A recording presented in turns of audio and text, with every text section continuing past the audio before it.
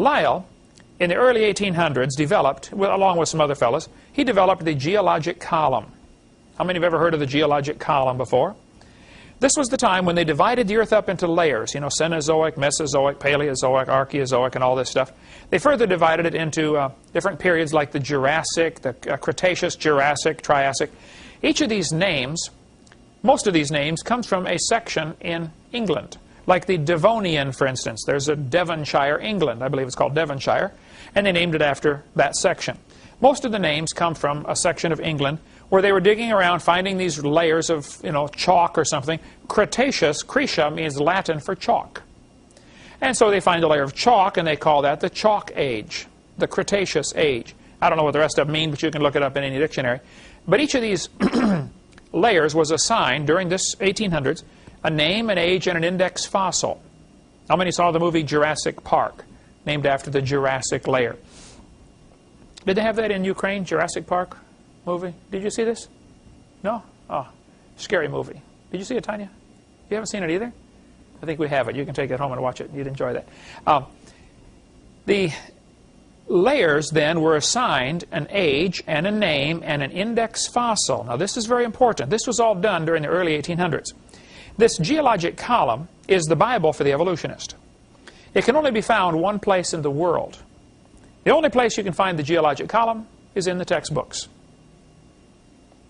In the textbooks, they talk about, here's an earth science textbook, about how, you know, during the Cenozoic and Mesozoic and Paleozoic era, they've got it all figured out like, wow, this is, you know, millions of years old, and it's just simple baloney.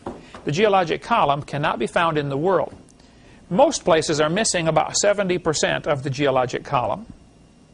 No place in the world contains all the geologic column in the right order. Now, one professor I debated said, Mr. Hovind, we've got 26 places where we found the geologic column in order.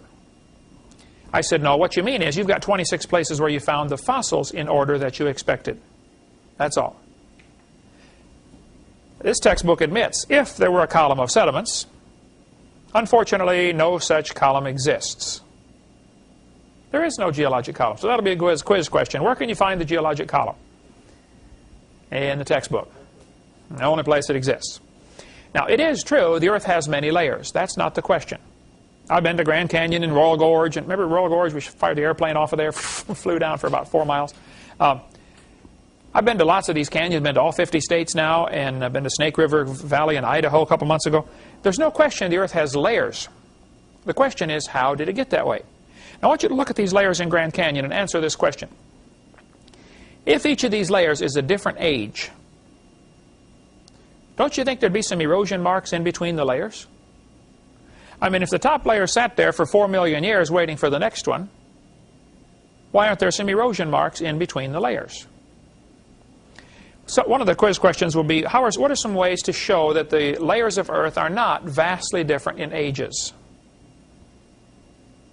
How do we know those two layers right on top of each other are not millions of years apart, even though the textbook says they are? Well, one way we know is there are no erosion marks between them. Another way we know is we find polystrata fossils. Poly means many, P-O-L-Y. Strata, S-T-R-A-T-A.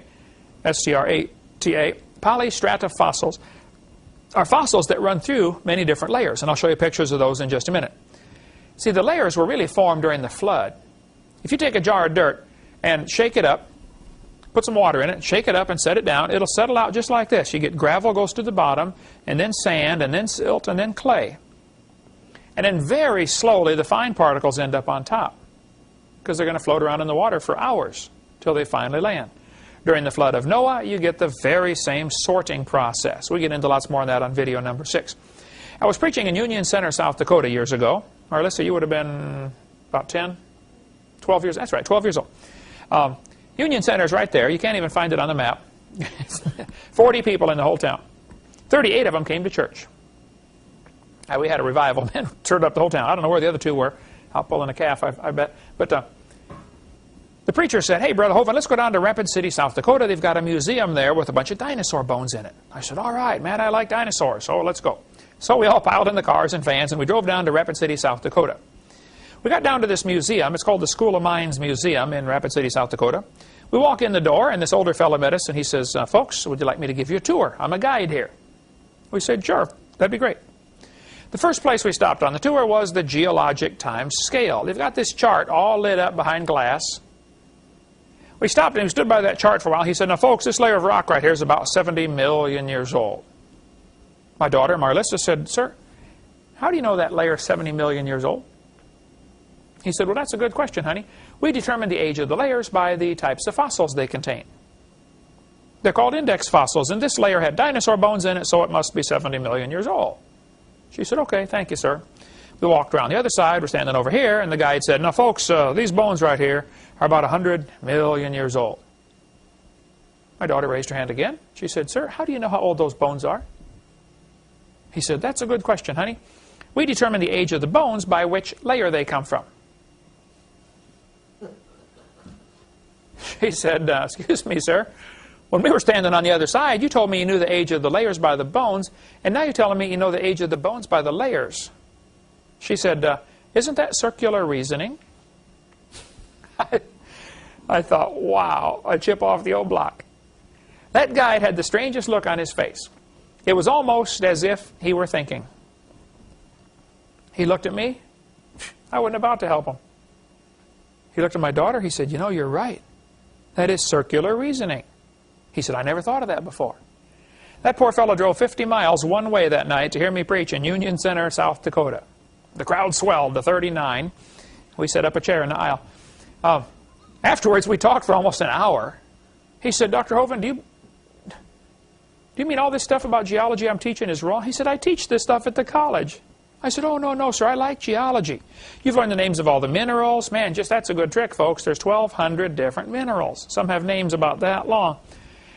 You've learned the hardness test, the Rockwell test, the scratch test. I said, no, sir, that's all good. And by the way, if you're going to speak or do something on creation science, you need to learn some basic geology. For instance, different minerals have different hardnesses. Talc is the softest. It's the softest mineral there is. As a matter of fact, it's so soft, you can grind it up and make powder out of it. Anybody know what they call it when you do that? Talcum powder, right. The hardest one is which one? Hardest mineral. Diamond. I don't have a diamond, or I'd show you, but diamond is hardness of 10. Talc is hardness of 1. Everything in between has a number between 1 and 10, obviously. For instance, your fingernail is about a 3. So with your fingernail, you could scratch talc. You couldn't scratch a diamond. A diamond would scratch your fingernail because it's harder. Whichever one scratches the other one, that's the hardest one. So, for instance, a pocket knife is a hardness, can you read that, about a 5.5? So, a pocket knife, its hardness of 5.5 will scratch a penny, which is a hardness of 3. Copper is, that's how hard it is. They rate it 1 to 10. Whereas a diamond would scratch a pocket knife because the diamond is harder. And that's the hardness scale, it's called. This is one of the tests they use to determine if you find a mineral, you say, what is it? Well, one thing is to find out the hardness. Another is find out the density, you know, how compact it is and stuff like that. Doesn't matter. Anyway, there's a lot of different minerals. So this professor, I said, no, sir, you've learned a lot of good things about geology. You learned the names of all the minerals, the hardness test, all this. I said, yes, sir, that's all good. No problem there. But as far as the layers being different ages, I said, yes, sir, it's all baloney. Those layers are not different ages. It's all based on what we call circular reasoning. Let me cover this real quick and we'll take a break. Circular reasoning. This fellow said in about 1830, Charles Lyell, some other guys, independently developed a biostratigraphic technique. That's a fancy word for a geologic column. For dating Cenozoic deposits based on, watch this, they dated the deposits based on the proportions of living and extinct species of mollusk shells. So if you find some clam shells in a layer of rock, you would say, oh, you know, to change from this kind of clam to this kind of clam would take millions of years, so this must be millions of years older than this one. They start off with the assumption that evolution happened and that the clams slowly changed from one kind to another, and then they dated the layers based upon the clam shells found in those layers. The article continues, strangely, little effort has been made to test this assumption. This failure leaves the method vulnerable to circularity. In other words, circular reasoning. Use one to prove the other. Back and forth. Here's a textbook, page 306. They say, you should date the rocks by the fossils. Look what it says in yellow. The layers of rock can be dated by the types of fossils they contain. Now what is that saying? You date the rocks by the fossils. On the next page it said, scientists have determined the relative times of appearance and disappearance of many kinds of organisms from the locations of their fossils in sedimentary rock layers. Ooh. Now they're telling us that you date the fossils by the rocks. On the last page, they told us to date the rocks by the fossils, and now you date the fossils by the rocks. It is circular reasoning.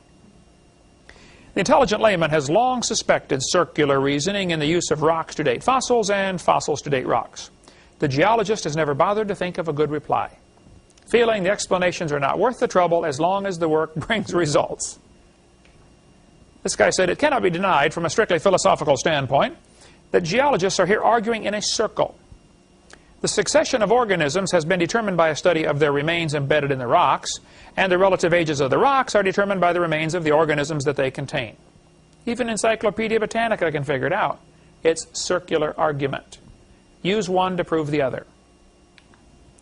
Ever since William Smith at the beginning of the 19th century, fossils have been and still are the best and most accurate method of correlating and dating the rocks in which they occur.